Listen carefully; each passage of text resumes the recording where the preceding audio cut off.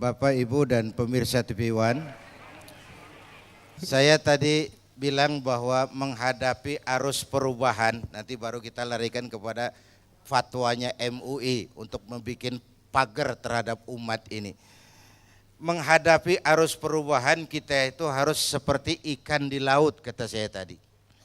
Ikan di laut biar 3 tahun berendam di air asin, nggak ikut jadi asin tuh. Ya, kenapa? Karena dia hidup. Ikan yang hidup 3 tahun berendam di air asin nggak ikut asin. Tapi begitu dia mati, ikan mati mah bagaimana keadaan? Digaremin asin, diasemin asin. Ikan mati. Orang yang jauh dari agama jiwanya mati. Kalau jiwanya mati gampang diasem garemin lingkungan.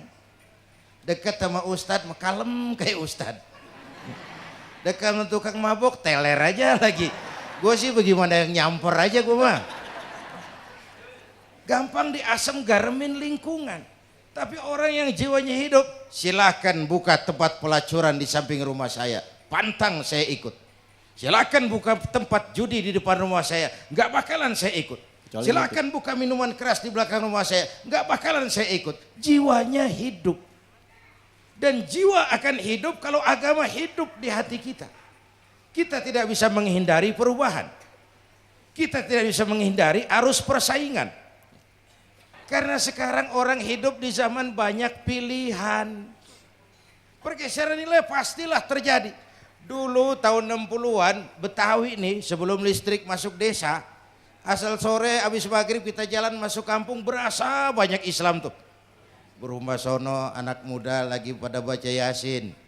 Belah sono yang sono lagi latihan barzanji. Belah sono ibu-ibu mengempet ngapalin sifat 20. Dulu tuh masih rumah gelap belum ada listrik. Ya. Anak muda lagi belajar huruf Al-Qur'an. Alif dasa alif bawa alif dapan u a e u mim dasema tada lapan ta lam dapan lu mata lu. Berasa. Nah, begitu masuk listrik rumah pada terang terjadi pergeseran nilai. Apa yang kita lihat? Televisi main gede-gedean. Ya. Ya.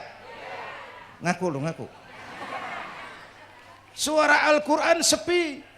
Jangankan yang baca barzanji, yang apal sifat 20, yang baca Quran pun sepi. Ini pergeseran nilai. Dulu sosial kontrol tajam Pak, orang peduli sama lingkungan. Dulu, sekarang lu gue. Ya. Ya. Dulu kalau ada anak gadis hamil di luar nikah, aib, malu selebar kampung. Sekarang makanan hari-hari. Benar-benar nih. Ibu-ibu lebih menghargai selingkuh daripada poligami. Ayo ngaku. Yang bapaknya senyumnya lebar banget nih malah tuh. Yang bapak. Terjadi pergeseran nilai. Nah, kita ingin pergeseran nilai itu yang positif. Bukan yang negatif. Nah, supaya bisa kita harus punya filter. Ini kan abad entertain Pak. Orang pandai membangun pencitraan sekarang ini. Kiai sama dukun tipis bedanya. Benar-benar ini. Orang pandai membangun pencitraan. Banyak racun bermerek madu. Bu. Kita harus punya filter. Emas pasti kuning. Benar itu? Apa semua yang kuning pasti emas?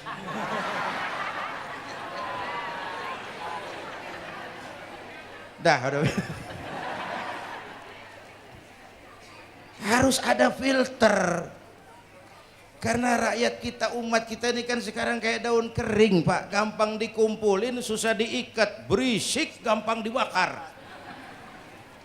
Cepat heran, gampang kagum. Masyarakat mall.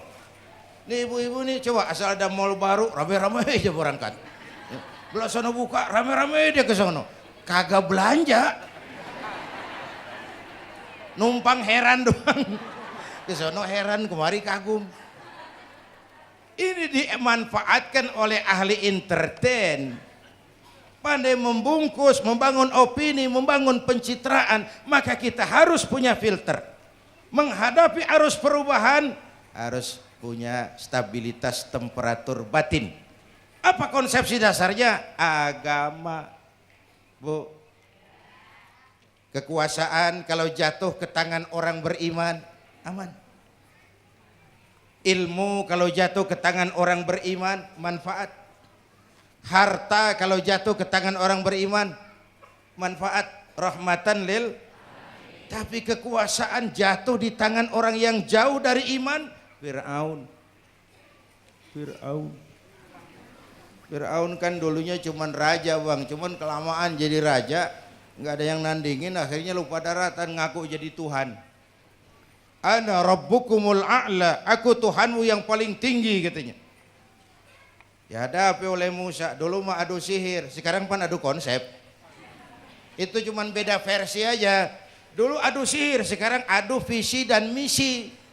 Polanya sama, begitu orang tuh dikenal dari visi dan misinya. Akhirnya Fir'aun mengangkat diri jadi Tuhan, ditenggelamkan di Laut Merah. Begitu udah cengap-cengap napas sampai tenggorokan, baru amantu bi Rabbi Musa wa Harun. Aduh, kalau begini saya juga percaya sama Tuhannya Musa. Udah mau mati. Walaikal maut, gemes banget, dikedukin lumpur, dijubulin, mampus loh. Kemarin kemana udah gini hari baru beriman. Kekayaan kalau jatuh di tangan orang yang jauh dari iman, yang muncul korun, lupa diri, lupa daratan. Ngono ya ngono, ning ojo koyo ngono.